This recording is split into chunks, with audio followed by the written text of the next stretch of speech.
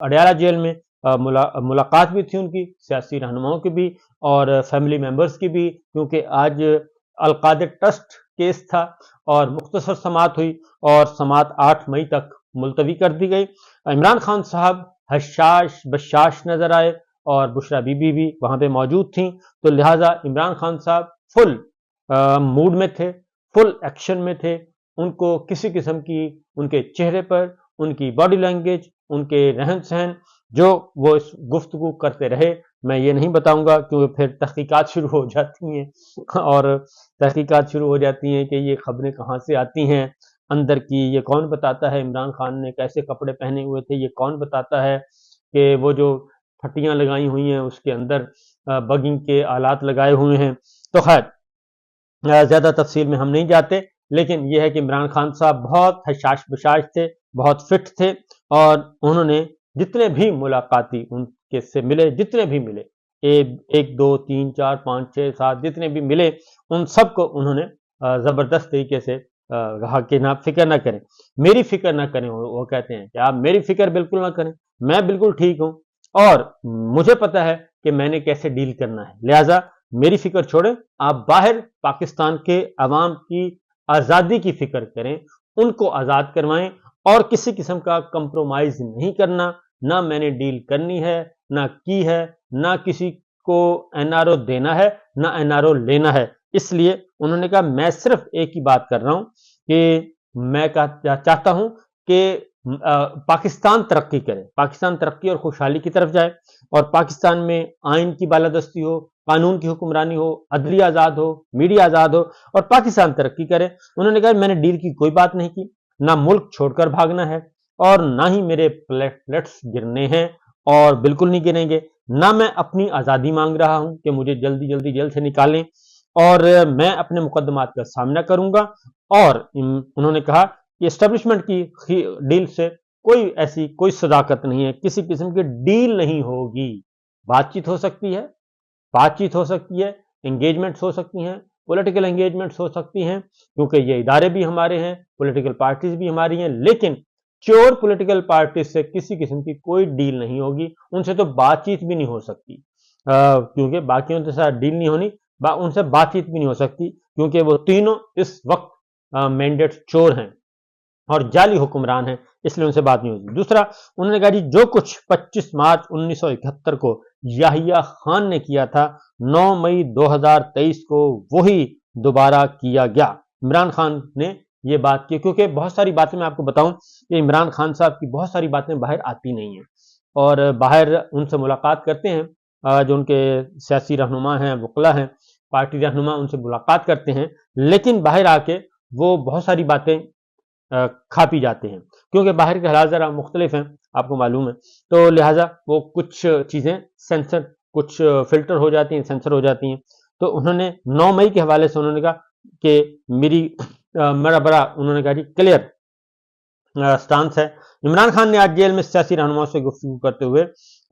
یہ بھی کہا کہ جی بلوچستان میں دیے گئے جو فوجی اڈے ہیں ان پہ بھی تشویش کا اظہار کیا ہے، اور انہوں نے کہا کہ اس فیصلے سے ملک میں دہشت گردی امپورٹ ہوگی اور بیرونی مداخلت تصور زیادہ بڑھے گی۔ یہ تو عمران خان صاحب کے حوالے سے، اور عمران خان صاحب کا ایک اور بھی پیغام جی، انہوں نے کہا جی میں اپنے تمام مقدمات سننے والے جج صاحبان سے گزارش کرتا ہوں کہ ان کیسز کو بلا جواز تاخیر کا شکار کرنے کے بجائے جلد سے جلد ان پر فیصلہ کیا جائے، اور دیر سے فیصلہ کرنا بھی ناانصافی ہے۔ سب کو معلوم ہے کہ چاہے القادر کا ٹرسٹ کیس ہو اور عدت کیس ہو یا پھر سائفر کیس، تمام مقدمات جھوٹے، بے بنیاد اور من گھڑت ہیں۔ توشہ خانہ کیس بھی انہوں نے کہا کہ توشہ خانہ 1 2 3 4 تمام کے تمام بے بنیاد کیسز ہیں۔ قاضی فائز صاحب نے بیان دیا ہے کہ میرے اوپر کوئی دباؤ نہیں، دباؤ اس پر آتا ہے جو غلط کام کرنے سے انکار کرتا ہے۔ انہوں نے کہا آپ تو تحریک انصاف کے خلاف بی ٹیم بنے ہوئے ہیں، اور آپ نے تحریک انصاف سے بلے کا انتخابی نشان چھینا، تحریک انصاف کو لیول پلینگ فیلڈ فراہم نہیں کی، 9 مئی واقعات کی آڑ میں ہمارے بنیادی انسانی حقوق پامال کیے گئے، جس پر ہماری پیٹیشن 25 مئی 2023 سے زیر التوا ہے، جو آج تک سماعت کے لیے مقرر نہیں ہوئی۔ عام انتخابات میں کھلے عام دھاندلی کے خلاف دائر کردہ درخواستوں پر آج تک سماعت نہ ہو سکی۔ تحریک انصاف کی خواتین کی مخصوص نشستوں کے معاملے کو التوا کا شکار کیے رکھا ہے۔ سپریم کورٹ کے فیصلوں سے نظریہ ضرورت ایک بار پھر سے زندہ ہو چکا ہے، اور عمران خان نے کہا کہ یہ تاریخی موقع ہے کہ عظیم قومیں تاریخی موقعوں کا فائدہ اٹھاتی ہیں، ڈرا دھمکا کر فیصلے لیے جا رہے ہیں، جس سے ملک کا جوڈیشل سسٹم تباہ ہو رہا ہے۔ ہائی کورٹ کے ججز کے کٹہرے نے لیٹر نے ثابت کر دیا ہے کہ ملک میں جنگل کا قانون ہے، اور وقت آ گیا ہے کہ سپریم کورٹ کے ججز بھی ہائی کورٹ کے ججز کی طرح کھڑے ہو جائیں اور غلط فیصلوں سے انکار کریں۔ عمران خان نے کہا کہ بات چیت کے لیے ہمیشہ تیار ہوں، لیکن بات چیت تب ہوگی جب ہمارا چوری شدہ مینڈیٹ واپس کیا جائے گا اور جیلوں میں قید ہمارے بے گناہ قیدیوں کو رہا کیا جائے گا۔ انہوں نے کہا کہ بات چیت مخالفین سے ہی ہوتی ہے، جو اس وقت پاکستان تحریک انصاف سے سب سے بڑے مخالفین ہیں، بات چیت انہی سے ہوگی، یعنی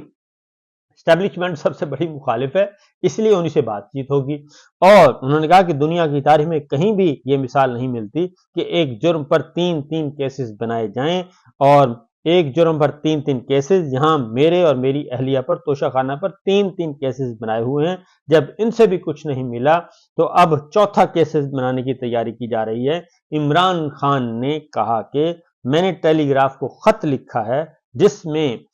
میں نے بتایا ہے کہ نہ صرف میری جان کو خطرہ ہے، بلکہ جس طرح میری اہلیہ کو پچھلے 3 ماہ سے میڈیکل ٹریٹمنٹ نہیں دیا جا رہا، ان کی جان کو بھی خطرہ ہے۔ اور آخر میں عمران خان صاحب نے اپنی قوم کے نام ایک پیغام بھی دیا کہ جو قومیں ظلم کے خلاف کھڑی نہیں ہوتی وہ ہمیشہ غلام رہتی ہیں۔ تو اس کے ساتھ ساتھ عمران خان صاحب نے آج جو میسج دیا پارٹی رہنماؤں کو، اپنی فیملی ممبرز کو، انہوں نے کہا کہ فکر مند مت ہوں اور انشاءاللہ حالات اچھے ہوں گے، لیکن انہوں نے کہا کہ اگر ہماری فوجی قیادت، ہماری فوجی اسٹیبلشمنٹ اگر اپنے آئین اور قانون کے دائرے میں رہے اور رہتی اور اپنا اصل کام کرتی تو پاکستان کبھی بھی دو لخت نہ ہوتا، اور 1971 جیسا سانحہ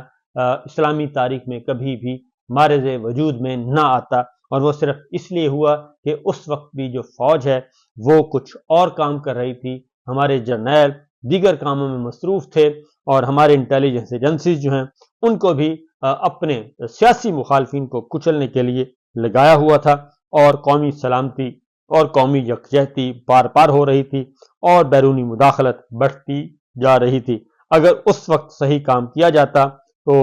یقین جانے وہ کہتے ہیں کہ یہ نہ ہوتا، اور آج بھی حالات ویسے ہی ہیں۔ آج بھی انٹیلیجنس اداروں کو اپنے ذاتی مخالفین پر، سیاسی مخالفین پر، پاکستان کے اپنے ہی عوام کو کچلنے کے لیے اور ان کو بے لباس